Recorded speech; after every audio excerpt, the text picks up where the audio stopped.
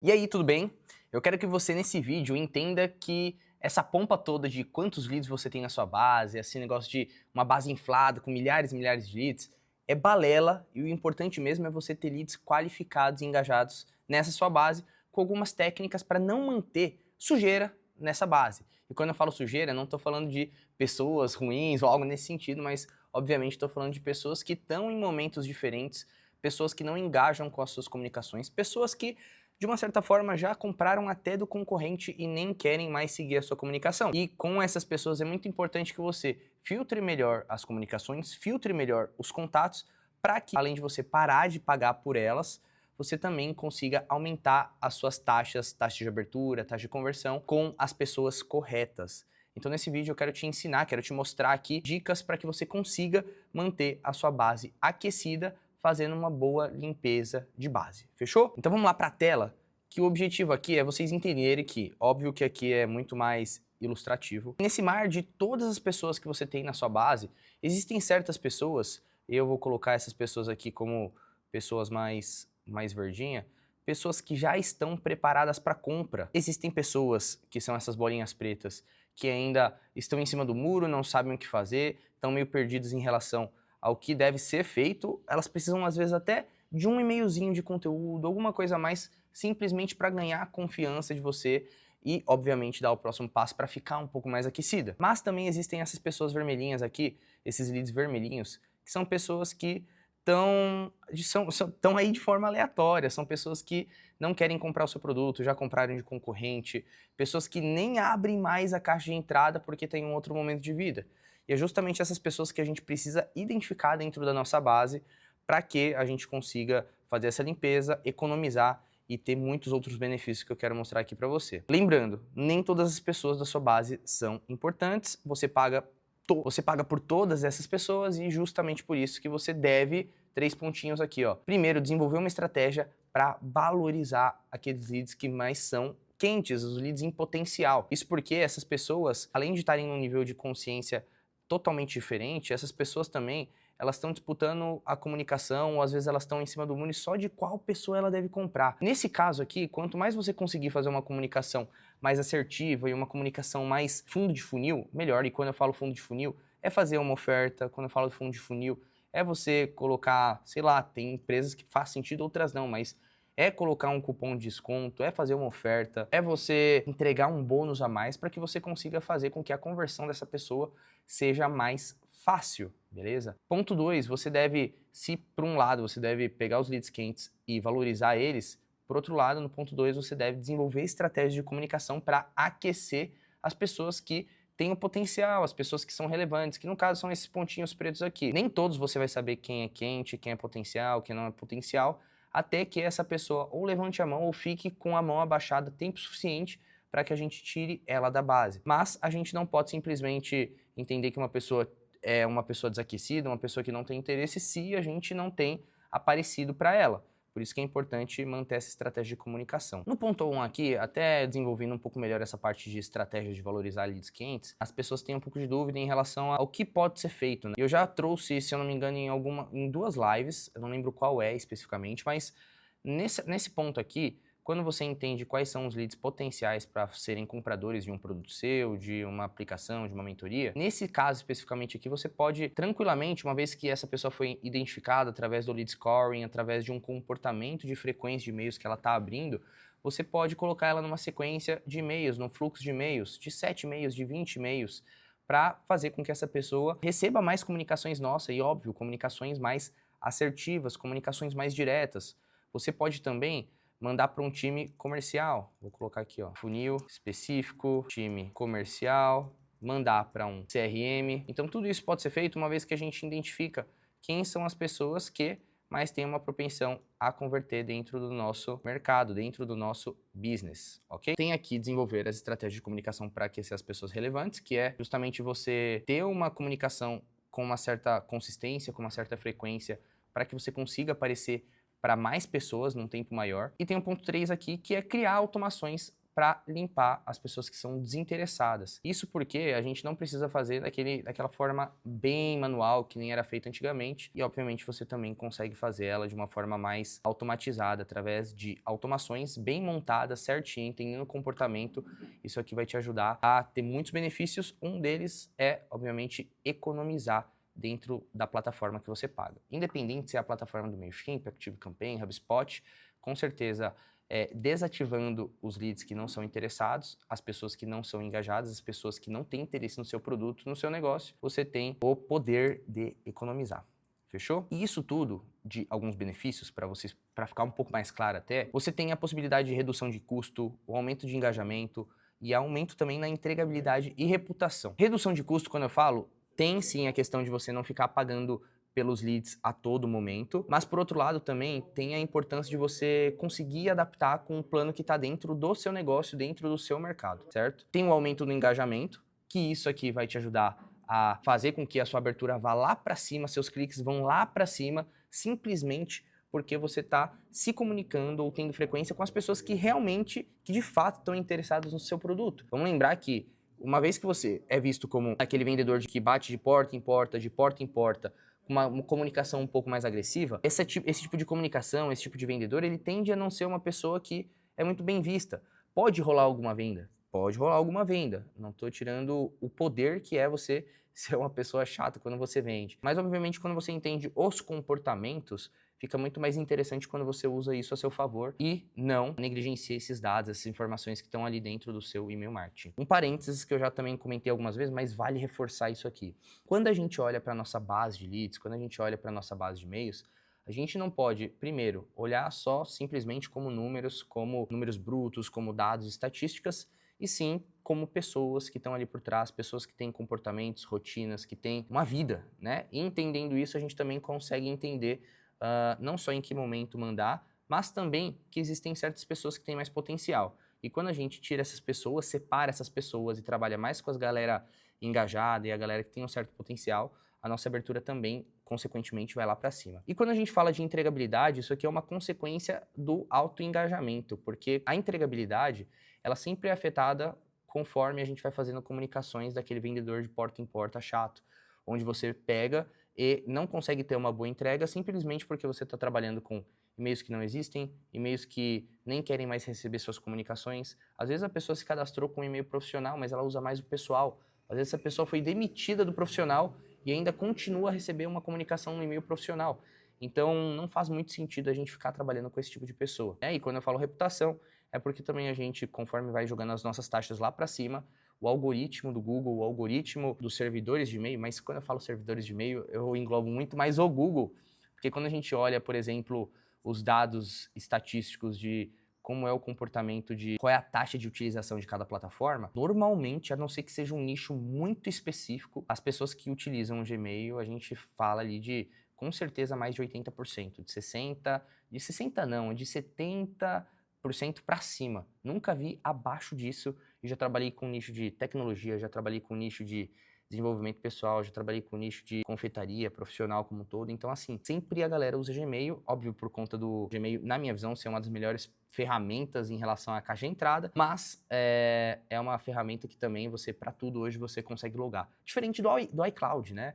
O iCloud, ele é muito mais específico para os produtos da Apple, então não quero entrar nessa questão, né? Mas quando a gente vai olhar a nível de utilização, o Gmail ele é muito mais utilizado.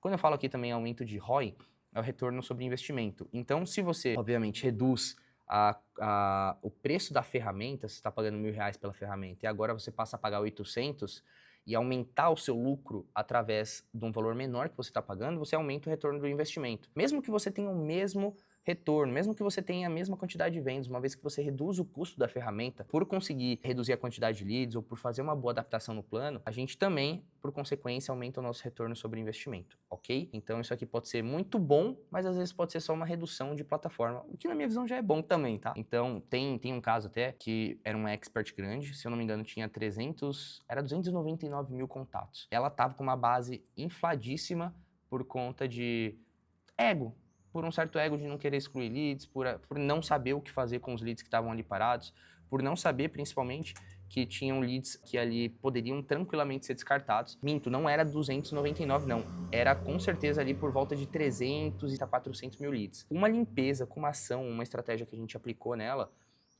e fez uma ação de adeus, aproveitando, óbvio, e tentando fazer algumas vendas, a gente economizou ali por volta de 10 mil reais por mês, simplesmente fazendo isso, que dá aí em torno de 120 mil reais por ano. Então, só de você reduzir ferramenta, você com certeza consegue ter um retorno muito melhor em relação ao investimento, ok?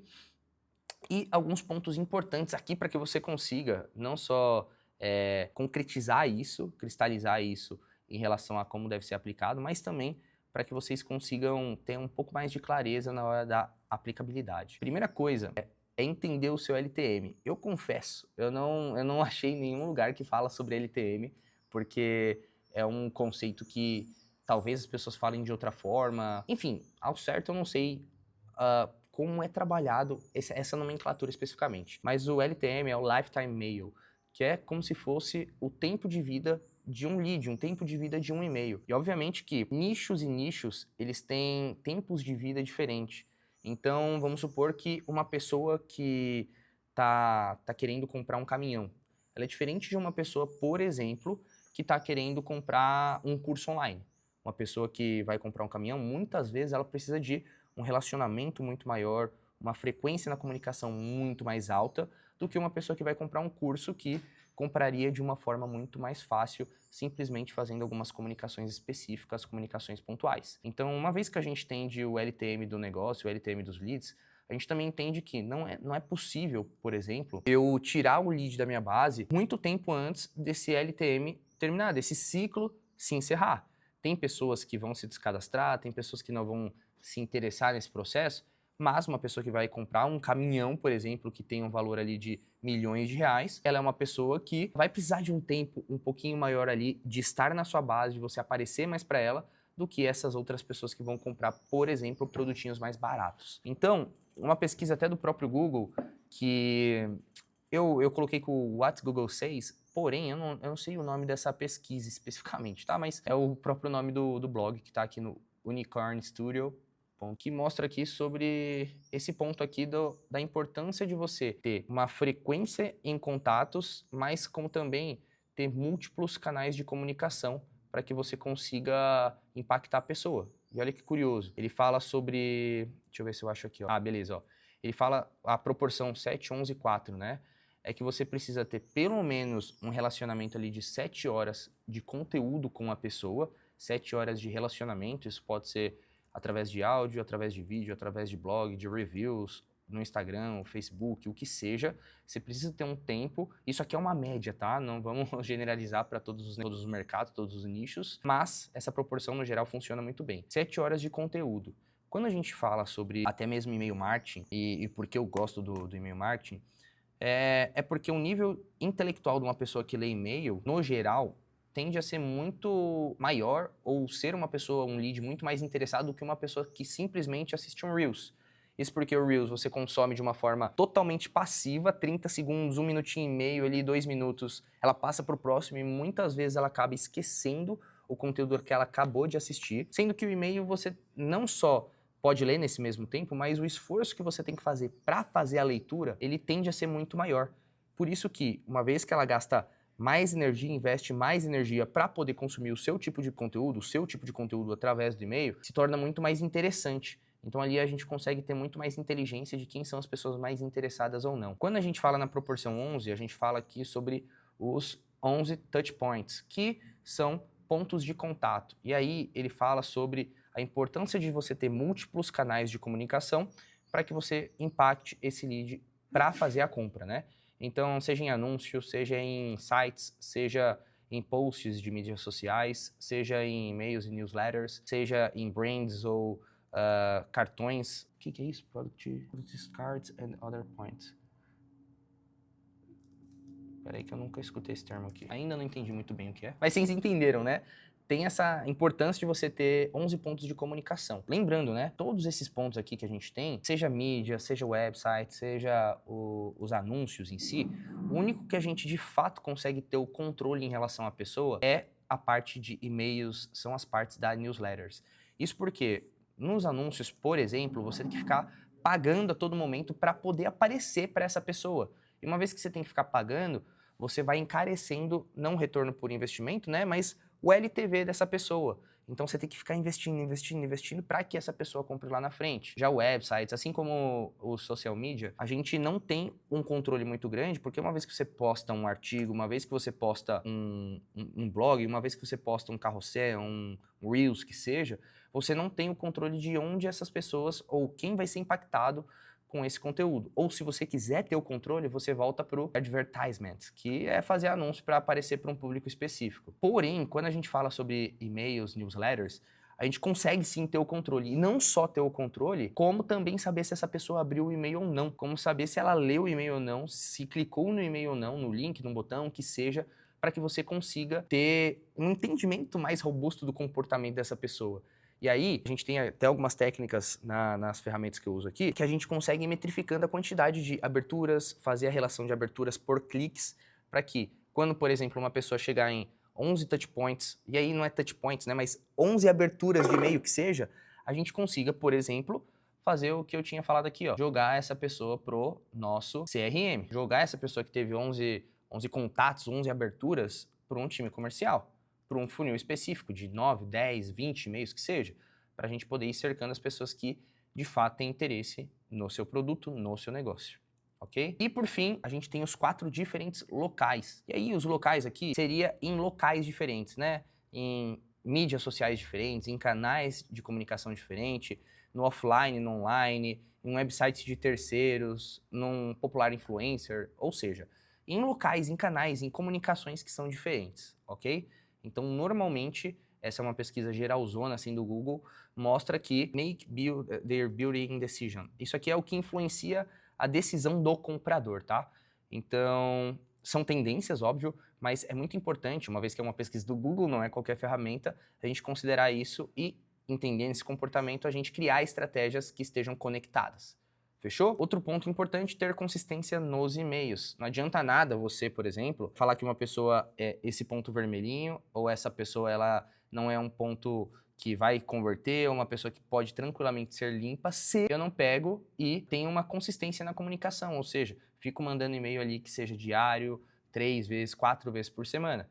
Porque essa pessoa vai abrir um e-mail na vida, que seja lá o que for, uma boas-vindas ou uma sequência de carrinho abandonado, e nunca mais vai receber um e-mail. Ou você é aquele tipo de pessoa que tem ali, faz uma captação, só manda e-mail quando a aula está ao vivo, as vendas estão acontecendo e tal, e depois você deixa o relacionamento com esse lead morrer. Isso aqui você acaba trazendo, né, acaba subutilizando a comunicação do seu principal canal de comunicação, que é o e-mail. Então você precisa ter frequência e precisa ter variedade. Quando eu falo variedade, não é ficar só mandando e-mail de venda, porque nem todo relacionamento é um casamento. Você precisa pedir em namoro, você precisa levar para sair, você precisa pedir em noivado, aí sim casar. O processo de venda normalmente tende a ser bem parecido, né?